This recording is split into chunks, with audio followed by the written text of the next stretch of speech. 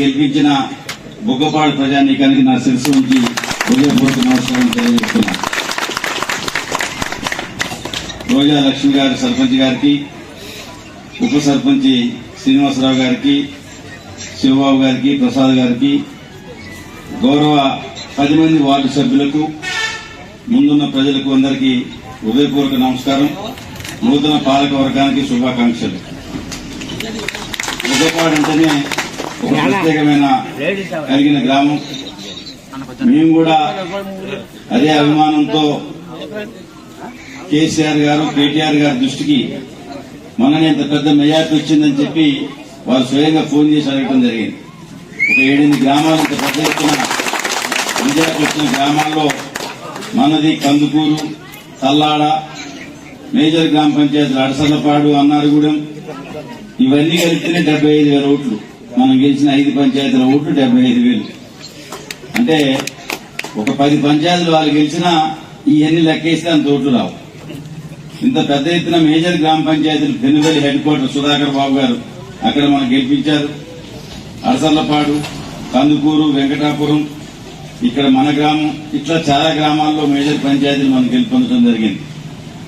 ఈ బుగ్గపాడు మీద అభిమానంతో వాస్తవంగా 170 యాక్ట్ అమలై భూమి మీద సరైన పత్రాలు లేకపోతే కేసీఆర్ గారి దృష్టికి అటవీ భూములు, యాక్చువల్గా అటవీ భూములకు ప్రభుత్వం పరిహారం ఇవ్వదు. సీతారామ సాగర్ ప్రాజెక్టు కింద డబ్బులు మనం పోతే అప్పుడున్న కలెక్టర్ కర్ణన్ గారి దృష్టికి తీసుకుని వెళ్లి, తర్వాత గౌతమ్ గారి దృష్టికి, ముఖ్యంగా కేసీఆర్ గారి దృష్టికి ప్రత్యేకంగా తీసుకుని వెళ్తే ₹1 ఖర్చు కాకుండా రైతుల అకౌంట్ లో డబ్బులు వేసిన గొప్ప వ్యక్తి మన కేసీఆర్ గారు. అది స్వయంగా పెద్ద సభ మన సెంటర్ లో పెట్టి మీ అందరికి కూడా ఇప్పించడం జరిగింది. సరే, వారుంటే ఇవాళ సీతారామ సాగర్ జలాలు ఈ పాటికి మన పొలాల బారాయి. ప్రభుత్వం ఏ రకంగా ఉండాలి, గ్రామ పంచాయతీ ఎట్లుండాలనేది ఒక మహాత్మా గాంధీ గారి కన్నా గ్రామ స్వరాజ్యాన్ని నిరూపితం కావాలని చెప్పి గ్రామానికి చెత్త ఎత్తేదానికోసం ఒక ట్రాక్టర్ ఇచ్చి, పల్లె ప్రకృతివనం పెట్టి, మనిషి పుట్టుక ఎంత ముఖ్యమో చనిపోతే కూడా అంతే గొప్పగా వీడ్కోలు, అంతిమ సంస్కారాలు చేయాలని చెప్పి వైకుంఠ ధామాల నిర్మాణం చేయాలని చెప్పి ఆలోచన చేసిన గొప్ప ప్రభుత్వం కేసీఆర్ గారి ప్రభుత్వం. ఇవాళ 2 నెలలుగా ట్రాక్టర్ మూలపడిపోయి పల్లె ప్రకృతి వనాలకు నీళ్లు పోసేవాళ్ళు లేరు. ఆ వైకుంఠ ధామాలని సక్రమంగా పట్టించుకునే వాళ్ళు లేరు. మన వాళ్ళు ఇంకా ట్రాక్టర్ నడుపుతుంటే మీ పెత్తనం ఏంటని మన వాళ్ళ మీద ఇబ్బంది పెట్టే పరిస్థితి ఉండే. ప్రజా పరిపాలన అంటే ఒక ప్రభుత్వం మంజూరు చేసిన పనులను రెండోసారి వచ్చిన ప్రభుత్వం చేయాలి. ఏ ప్రభుత్వమైనా కానీ ఎన్నికల వరకే రాజకీయాలు తప్ప, ఎన్నికలు అయిపోయిన తర్వాత ప్రజలందరూ మన వాళ్ళనే భావించాల్సిన అవసరం మనందరిపై ఉన్నది. ఆ దృష్టిలో ఇక్కడ నేపాల కాలనీలో ఒక రోడ్డు మంజూరు చేయించిన ₹2 కోట్ల. చంద్రాయపాలెనికి సింగరేణి సంస్థ నిధులతో రోడ్డు మంజూరు చేయించి టెండర్ పూర్తయి కంకర కూడా మనం దోలితే ఆ రోడ్డుని మంజూరు నిధులు చేసి ఆ గిరిజనుల యొక్క పొట్టగొట్టిదంటే మరి ఇది ప్రజా పరిపాలన అనుకోవాలా లేదా ప్రజలు ఆలోచించుకోవాలా. పాపం చంద్రాయపాలెం గిరిజన గ్రామం అని చెప్పి సింగరేణి సంస్థ నిధులు డిఎంఎఫ్ నుంచి తీసుకొచ్చి టెండర్ తీసుకుని వచ్చి అది శివబాబు గారి భక్తులు కాబట్టి ఆయన పోయకూడదని చెప్పి ఆయన మీద కక్షతో ఆ రోడ్డుని మనం మొదలుపెట్టిన దాన్ని ఆపారు. మరి మీరు పూర్తి చేయండి, సంతోషిస్తాం. మీరు కూడా హృదయపూర్వక ధన్యవాదాలు తెలియజేస్తాం. అట్లాంటి పని చేయాలి. ఆ గ్రామంలో మన అటవీ హక్కులు దాని కింద మన అక్కడ ఉన్న వన సంరక్షణ సమితి వాళ్ళకి కొట్టి వాళ్ళకి డబ్బులు ఇవ్వాల్సి ఉంటే గతంలో ఉన్నప్పుడు వెంకటరావు గారు ఒకసారి డబ్బులు ఇప్పించారు. మళ్ళీ వాళ్ళకి జామాయిలకు డబ్బులు ఇవ్వాల్సి ఉంటే వాళ్ళకి డబ్బులు లేకుండా ఇబ్బంది పెట్టే కార్యక్రమాలు. కేసీఆర్ గారు ఉన్నప్పుడు రైతు అయితే రైతు బంధు వచ్చింది, భూమి ఉంటే దురదృష్టవశాలు చనిపోతే రైతు బీమా వచ్చింది. పెళ్లిళ్ళు అయితే ఎవరన్నా కానివ్వండి, కళ్యాణ లక్ష్మి షాదీ ముబారక్ వస్తే మేము వాళ్ళకి ఆ చెక్కుతో పాటు చీర పెట్టి పెళ్లి కూతురు ఆడబిడ్డలా భావించి మేము అవి గౌరవించడం జరిగింది. కేసీఆర్ కిట్ వచ్చింది. మరి ఇంకా ప్రభుత్వ పథకాలు ఏమున్నా కూడా రాజకీయాలకు అతీతంగా వచ్చినాయి. కానీ ఇవాళ మరి ఎమ్మెల్యే గారిని మనం ఒకరు గెలిపిస్తే ఎమ్మెల్యే గాని ఒక ఆయన వచ్చి ఏం ప్రసంగం చేశాడు అసెంబ్లీ మన పంచాయతీ ఎన్నికల్లో. అసలు పంచాయతీ ఎన్నికలకు రాజకీయ నాయకులుగా మేము రాము.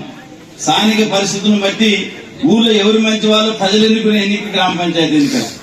దాన్ని రాజకీయ పార్టీలు అసెంబ్లీ ఎన్నికలు మైపరిపించే విధంగా వచ్చి పెద్ద ఎత్తున ప్రచారం చేసి నేను గెలిపించే అభ్యర్థికి ఓటేయకపోతే మీకు ఇల్లు రావు, మీకు రేషన్ కార్డు రాదు, మీకు బియ్యం రావు అని చెప్పి మాట్లాడటం అంటే ఇది రాజకీయ నాయకుడు లక్షణమేనా? ఇట్లాంటి మాటలు మాట్లాడొచ్చునా? ఇలా మనం గెలిపోతే ఏదో డబ్బు ఇచ్చినామని చెప్పి తప్పుడు ప్రచారంతో నేను పత్రికా విలేకరుల సమావేశం పెట్టి మన మీద ఆరోపణ. వాళ్ళు గెలిచిన నిజాయితీగా అది వాళ్ళు చిల్లబెంకులు పెట్టారు, డబ్బులు పెట్టకుండా వాళ్ళు ఏం పెట్టారు, వాళ్ళు ఏం మంచలేదా? ఎందుకు ఇట్లాంటి మాటలు భయభ్రాంతులకు గురి చేసే విధంగా మాట్లాడొచ్చునా? నేను 15 ఏళ్ళు ఎమ్మెల్యే కొన్ని ఎవరి మీద తప్పుడు కేసులు పెట్టలే, నమ్మదగిన మేము ప్రవర్తించడం, అమర్యాదగా ఎవరి పట్ల మాట్లాడలే, ఎవరిని కూడా దూషించలే, అట్లాంటి అవసరం లేదు. సరైనా మొన్న ఈ కొత్త ప్రభుత్వాన్ని భావించి కళ్యాణ లక్ష్మితో పాటు తులం బంగారం అని చెప్పి అనేక హామీలు ఇస్తే ప్రజలు సరే నమ్మించి ప్రభుత్వాన్ని గెలిపించారు. మంచిది, మీరు 5 ఏళ్ళు మంచిగా పరిపాలన చేయండి, మీరు మంచిగా చేస్తే ప్రజలు దీవిస్తారు మిమ్మల్ని. ఇవాళ మీరు పరిపాలన 2 సంవత్సరాల తర్వాత మనం 85 పంచాయతీ సత్తుపల్లి నియోజకవర్గంలో చేస్తే 41 మనం గెలిచినాం. మనం బలపరిచిన వాళ్ళే 17 మంది గెలిచినాం. కేవలం 40 ఓట్ల లోపు మనం 18 పంచాయతీలు ఉంటున్నాం మన నియోజకవర్గంలో. ఈ మండలంలో కూడా సదాశివపేట కానివ్వండి, అదేవిధంగా మన గౌరిగూడెం, ఇక్కడ ఈ మండలంలోనే 20 ఓట్లతో 2 పంచాయతీలు పోయినాం. ఇట్లాంటి 17-18 పంచాయతీలు మన నియోజకవర్గంలో అవన్నీ గెలిస్తే వాళ్ళకంటే ఎక్కువ వచ్చేవాళ్ళు. అయినా కూడా మనం ఎప్పుడు కూడా బెదిరింపు రాజకీయాలు పాల్గొనలే. మీకు ఒకటే హామీ ఇస్తున్నా, ఇంత పెద్ద మెజార్టీ మీరు ఇచ్చారు, మనకు రాజ్యసభ సభ్యులు ఎమ్మెల్యేలు ఉన్నారు. ప్రభుత్వం గ్రామ పంచాయతీలకు సక్రమంగా ఏ నిధులు అయితే ఇవ్వాలో ఆ నిధులు నేరుగా వస్తాయి. అది ఎమ్మెల్యే ఎవరున్నా ప్రభుత్వం ఏమున్నా. ఇంకా ఏదైనా అదనపు సహకారం తప్పకుండా కావాలంటే మనం రాజ్యసభ సభ్యుల సహకారం కూడా తీసుకుని ఇక్కడ 10 వార్డులకు 10 గెలిపించి 1000 మెజార్టీ ఇచ్చిన ఈ బుగ్గపాడికి మన రాజ్యసభ సభ్యుల యొక్క సహకారం కూడా అందించి తప్పకుండా మీకు అండదండలు ఇచ్చే దానికోసం ఉంటాం. ఈ బెదిరింపులకు మనం భయపడాల్సిన పని లేదు.